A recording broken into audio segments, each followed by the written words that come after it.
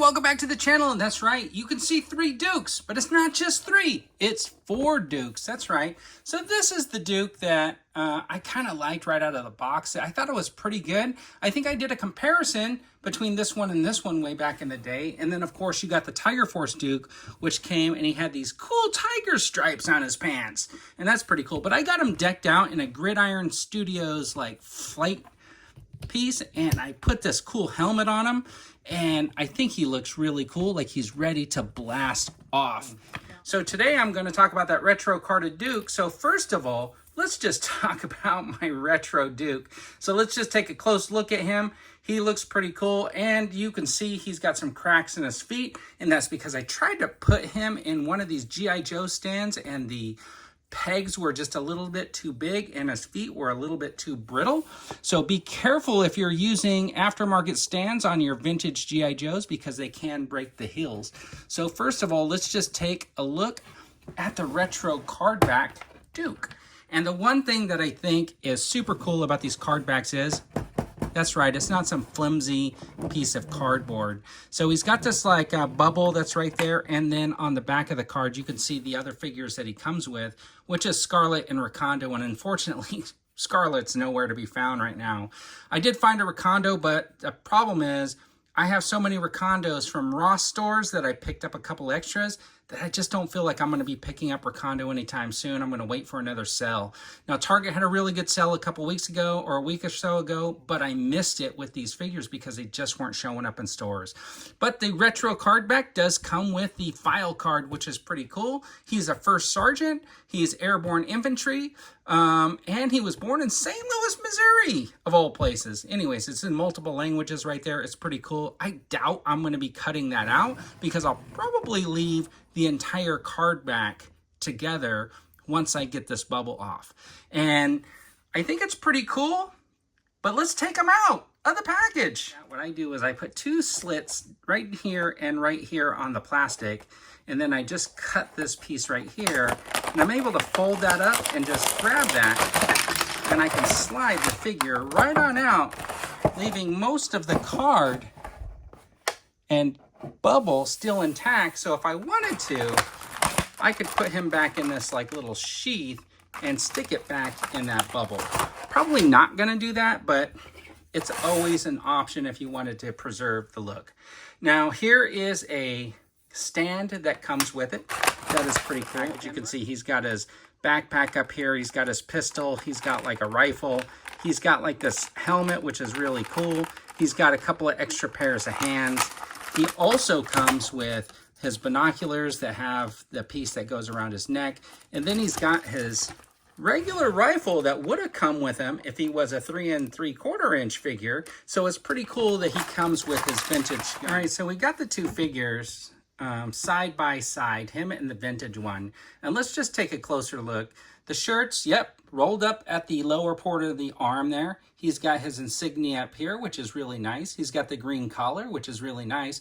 This shirt is a little bit darker than that one, but it is still nice and tan. He's got his nice green pants. Now, of course, the color shades are off a bit, but that's okay. And he's got the boots, which is actually really, really cool that they stuck with that right down to the boot knife on his left boot.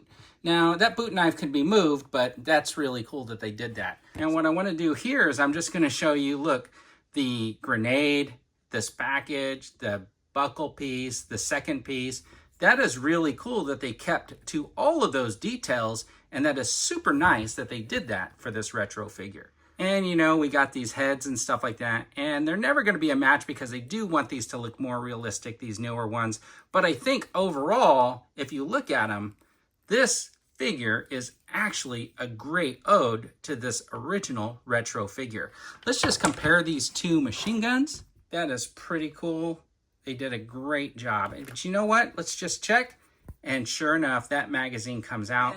That's pretty cool because G.I. Joe has really come along from those first just full plastic molded weapons. All right, so we got all three Dukes here, and what I wanted to do was just point out some of the differences that I noticed right away. Now I'm gonna pull this down a little bit just so you can kind of see what I'm talking about. Now you'd think that these would have been straight repaints, like this one and this one are pretty much repaints of each other, right down to the boots, which are these kind of like metallic here and all black here, and then the knee pads and stuff like that. But on this retro one, they did do some different stuff. So you see how these collars have these like tabs that come down, and there's like the ones that come down here. This one doesn't have that little extra tab piece on the collar. And this collar right here covers up the emblem on the shirt where this one does not. So obviously that's done something new.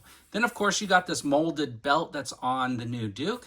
And then when you look at the paint on this, you see this little line right here on the inside of the pant, and he kind of has that same little line on the inside of his pant right here. It's just, oh, and he has that same line right there on the inside of the pant, but this one right here does not have that. The other cool thing about this retro Duke is this helmet. Now it is really cool that it comes with this glass shield that pops up and pops down, because it really gives this figure quite a different look to it, which is both retro and kind of futuristic at the same time. So I'm really digging this helmet with that little movable visor. I think it's really, really cool. I just want to show off the regular helmet because it's basically a copy of that helmet, which is really, really cool that you got a very retro helmet with the retro Duke figure.